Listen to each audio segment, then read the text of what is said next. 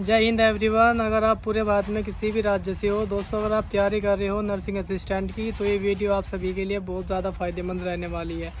आज हम बात करने वाले हैं नर्सिंग असिस्टेंट की एग्ज़ाम सिलेबस के बारे में मैं बात करूंगा, और साथ साथ आपको ये भी बताऊंगा कि आपको कौन सी बुक से पढ़ाई करनी चाहिए और आपके लिए कौन सा ऑनलाइन जो सेंटर है, ऑनलाइन जो कोचिंग सेंटर है, वो आपके लिए बेस्ट रहने वाला है। तो आज की वीडियो में हम पूरी जानकारी लेंगे एग्ज़ाम सिलेबस के बारे में, और साथ साथ आपको ये भी बताऊंगा कि आपको कौन से सब्जेक्ट पढ़ के, ताकि आप कम समय में उन सब्जेक्ट पे ज़्यादा ध्यान देके अपना सिलेक्शन पक्का कर सकते हो, वो भी नर्सिंग असिस्टेंट परमानेंट जॉब में।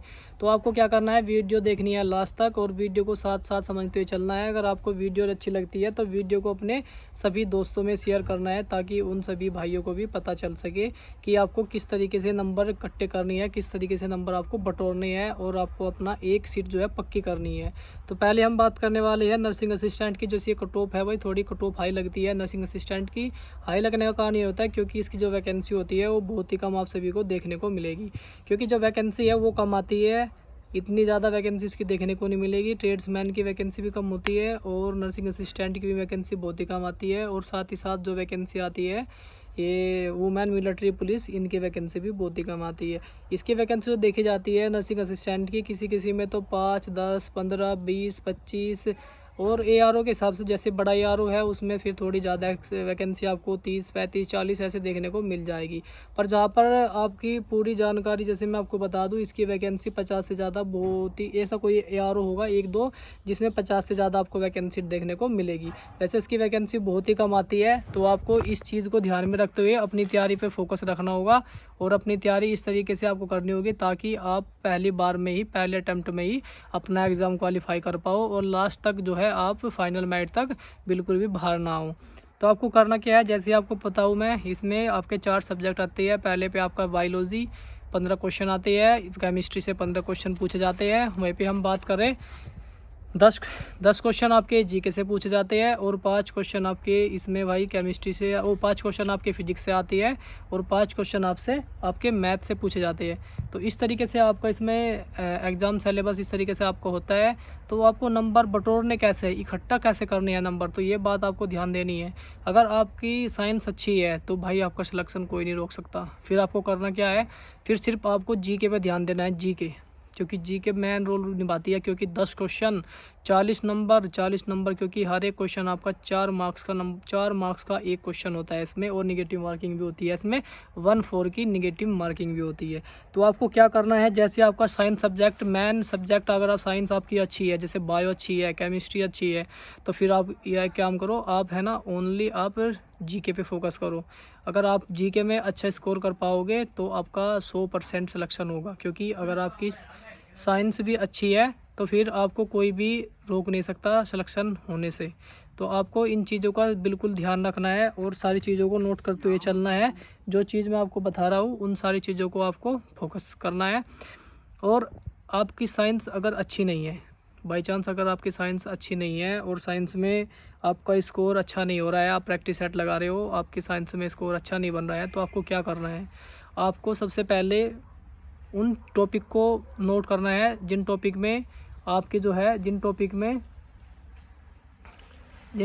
आप बार बार मिस्टेक कर रहे हो, बार बार आपके जो नंबर है वो कम बन रही है। तो सबसे पहले आपको उन टॉपिक को ध्यान में रखना है और उन टॉपिक पर ही आपको बार बार रीडिंग करनी है। जितनी हो सके इतनी रीडिंग आपको उन टॉपिक पे करनी है, ताकि जो आपके वो टॉपिक है वो अच्छे से रिवाइज होते रहे। और आपको करना क्या है, जो टॉपिक में आप बार बार गलती कर पा रहे हैं उनको कॉपी में अपने नोट डाउन करना है, और सुबह उठ के क्या काम करना है, सबसे पहले उनको ही आपको रिवाइज करना है। तो इस तरीके से आपको अपनी तैयारी बेटर करनी है। और प्रैक्टिस सेट जितने हो सके प्रैक्टिस सेट लगाने हैं ऑनलाइन। यूट्यूब पे बहुत सारे प्रैक्टिस सेट आते हैं, जैसे आप DARWA से लगा सकते हो, रोजगार विद अंकित पे लगा सकते हो, बहुत सारे। जैसे संडे में वीकली टेस्ट भी आता है, आर्मी स्टडी में वीकली टेस्ट आता है, बहुत सारे ऐसे एग्जामपुर में भी है, एग्जामपुर वालों के भी आते हैं, वीकली टेस्ट में भी आप लगा सकते हो। जैसे संडे में हर एक संडे को वीकली टेस्ट होता है हर एक ट्रेड का, वो भी वहाँ से जाके आप उनके एप्लीकेशन में जाके भी लगा सकते हो। वैसे डेली उनकी क्लास चल रही है, ओनली वो चल रही है यूट्यूब पे, लाइव क्लास चलती है, हर एक सब्जेक्ट की क्लास चलती है। वहाँ पे जाके भी आप अपना हर सब्जेक्ट वाइज अपना प्रैक्टिस सेट लगा सकते हो और अपना स्कोर जो है बढ़ा सकते हो। और रही किताब की बात, अगर आपको किताबें लेनी है और आपको प्रैक्टिस सेट लगानी है तो चस्कू प्रकाशन की बुक्स आती है प्रैक्टिस सेट की, जिसमें आपको टोटल प्रैक्टिस सेट जो है ना वो 40 प्रैक्टिस सेट टोटल आती है। अगर आप चाहो तो उसमें भी आप प्रैक्टिस सेट लगा सकते हो और अपना स्कोर बढ़ा सकते हो। जिनका स्कोर अच्छा नहीं आ रहा है, आपको कम से कम स्कोर लेके चलना है 35 के आसपास। अगर आपको फिजिकल तक जाना है तो भाई आप फिजिकल तो 25 प्लस 28 प्लस 30 प्लस तक भी जा सकते हो। अगर आपने 30 प्लस क्वेश्चन बिल्कुल ठीक किया है तो आप फिजिकल तक जा सकते हो। वो डिपेंड करता है मैट पे कि मैट किस बेस पे बनती है। अगर फिर इसमें आपका कंपटीशन टफ रहता है, एग्ज़ाम का लेवल हार्ड रहता है तो आपकी मैट बनेगी थोड़ी लो। अगर जो है रिटर्न का एग्ज़ाम का जो लेवल रहता है वो थोड़ा इजी रहता है तो आपकी मैट जाएगी फिर टॉप पे। तो आपको इस चीज़ पे ध्यान रखना है और ध्यान रखते हुए अपनी पढ़ाई पे बहुत ज़्यादा फोकस करना है। और अगर आपकी कोई सब्जेक्ट को लेके ज़्यादा प्रॉब्लम आ रही है कि भाई आपको इसमें स्कोर सबसे ज़्यादा डाउन है, तो उसके लिए मैं आपको बता रहा हूँ। तो दोस्तों, जिस सब्जेक्ट में आप ज़्यादा वीक हो तो उस सब्जेक्ट में आपको किस प्रकार से स्टडी प्लान करनी है सबसे पहले नोट करना है। जब भी आप सोते टाइम हो तो उस सब्जेक्ट को आप रीड करके सो, उसकी प्रैक्टिस करो ज़्यादा से ज़्यादा। और जब आप सुबह उठ रहे हो उठते टाइम उसकी प्रैक्टिस सबसे ज़्यादा करो। तो इस तरीके से जिसमें आप वीक है उस सब्जेक्ट में भी आप अच्छा स्कोर कर सकते हो, जिस तरीके से मैंने बताया है, सुबह उठते टाइम, शाम को सोते टाइम। और एक बात और आपको ध्यान रखनी है, नाइट में आपको ज़्यादा देर तक पढ़ाई नहीं करनी है, 10 बजे तक आपको सो जाना है। और सुबह जल्दी जितना हो सके 4-3 बजे जितना हो सके इस सुबह उठ के अपनी स्टडी को रिवाइज़ करना है। जितना आपने नोट्स बनाया है उनको जितना हो सके रिवाइज़ किया करो। जैसे संडे होता है ना, संडे में अपना पूरा स्टडी प्लान जितना आपका है, जितना आपने नोट्स बनाया है, उन सारे नोट्स को रिवाइज़ किया करो संडे में।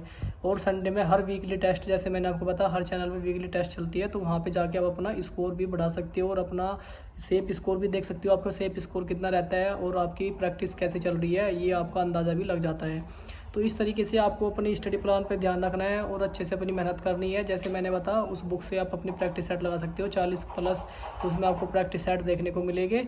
हर एक के सब्जेक्ट, उसमें हर एक सब्जेक्ट वाइज उसमें प्रैक्टिस सेट है, तो आप उसमें प्रैक्टिस सेट लगा सकते हो। चस्कू प्रकाशन के प्रैक्टिस सेट और भी बहुत सारी बुक्स है। वैसे तो आप चाहो तो रोजगार विद अंकित की भी बुक है, उस बुक से भी आप पढ़ाई कर सकते हो। उसमें भी जो है बुक्स है वो थ्योरी वाली भी बुक्स है, प्रैक्टिस वाली भी बुक्स है, और उसमें भी उससे भी आप अपनी पढ़ाई कर सकते हो। या आप आर्मिस्ट, जो आपको सबसे बेटर चैनल लगता है, देखो चैनल सारे अच्छे होते हैं वैसे तो, पर सबसे मेन इंपॉर्टेंट क्या चीज़ होती है ना, मेन इंपॉर्टेंट दोस्तों ये होता है कि आपको समझ में कहाँ से आ रहा है।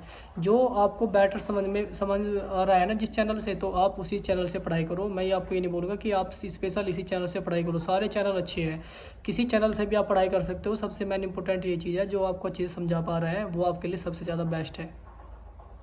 और अपनी तैयारी करते रहिए। एग्ज़ाम आपको बहुत ही जल्द आपके सामने है, ज़्यादा दिन आपके पास नहीं रही है। 4-5 दिन पहले आपके पास एडमिट कार्ड आ जाएगा, यानी 22 अप्रैल में आपके पास एडमिट कार्ड आ जाएगा। और 22 के बाद ही आपका एग्ज़ाम होगा। ये भी बात ध्यान रख लेना, ये एग्ज़ाम आपका 22 के बाद होगा।